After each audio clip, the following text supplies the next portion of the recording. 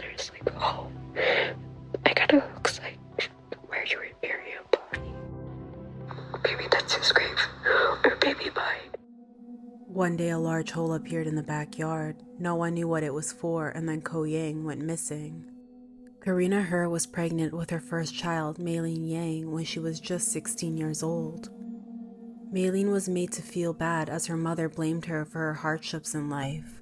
Karina had 3 more children with Maylene's biological father, with the youngest being Delilah Yang. Life was not easy for these children, as Karina was crazy.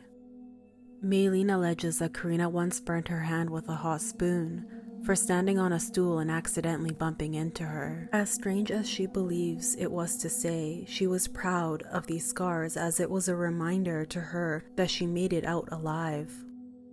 When her biological father found out, he called the police. However, Karina was not arrested, and he eventually dropped the charges.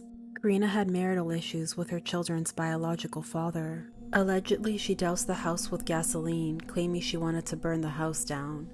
She did not proceed as her former husband told her neighbors. This must have scared her. She seemed to back off whenever the neighbors found out.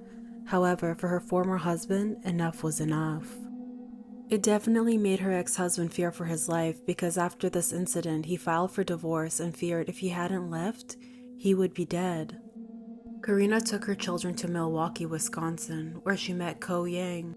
According to Maylene and Delilah, Ko was a wonderful person who treated them just like his own daughters. At first, everything seemed fine. The couple moved to St. Paul, Minnesota, and Karina gave birth to 2 more children. As I mentioned, Ko treated the girls like his own daughters, and they saw him as their father. But soon, Karina's true colors started to show through their marriage. She threw a fit whenever Ko showed affection towards Delilah. She even allegedly hurled a brick through Delilah's car window while Ko was fixing it. Karina was obsessed with Ko and followed his every move and tracked him whenever she could, even fitting cameras all over their house, watching him through her phone. She even went as far as driving through the neighborhood looking for him and peeping through windows when he was out late at work. She was paranoid and regularly threatened him, telling him that she would poison his food and kill him. But why did he stay for so long? Maylene and Delilah wondered. But it seems that he truly loved Karina for whatever reason. Perhaps the final straw for Ko was when he was injured from a small knife that was thrown at him by his wife when he tried to stop her from burning the house down. She was arrested and spent a night in jail. Eventually, Ko decided to file for divorce, and the children called their biological father. He earned custody of the kids for a year after winning legal proceedings. Immediately, Karina returned to take the youngest of the 6, including Delilah, with her after the custodial period was terminated. Ko and Karina remained in their home, living under the same roof in hopes to renovate and sell the property. On June 30th, 2021, Delilah was with friends when Karina called her and asked her to stay the night. The 12-year-old was surprised at this unusual request, but complied. Karina never let her stay at her friend's house overnight, so what was going on? The following day, her mother requested the same thing. When she returned home, she was surprised to find a freshly dug big hole in their backyard with a tarp over it. Karina told Delilah that she was building a shed as a part of the renovation plans. Days later, Karina built a shed over this hole. Delilah had gotten increasingly worried about Ko. Her texts were delivered, but there were no replies. When she asked Karina about his whereabouts, Karina just yelled at her. She had also told her sister how she had accompanied her mother to the Taylor's Falls area, where Karina took a big bag holding a large object into the woods and returned without it. She decided to inform her older sister Maylene about everything and sent her a text that read, quote, "Mommy is suspicious." Maylene called the police on July 22nd, 2021 and reported everything. She told them that she believed Karina, quote, "buried him in the garden." The following is audio Delilah secretly recorded of Karina.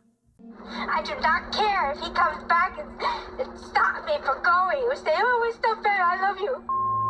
Oh, care, I move on. Don't ever talk about the past. Don't ever talk about, he cares. Oh, he's still daddy. Dad. He never said that. Dad, I move on. Don't ever bring his name up. I was just asking because sometimes, like, I don't give a. asked where my dad was, and this was her response. I knew something was wrong when her response was so harsh and dismissive. She dug a hole in the backyard. There's like a hole. It kind of looks like where you would bury a body. Maybe that's his grave, or maybe mine. Officers went to Karina's house and spoke to her. She said she didn't know where Ko was.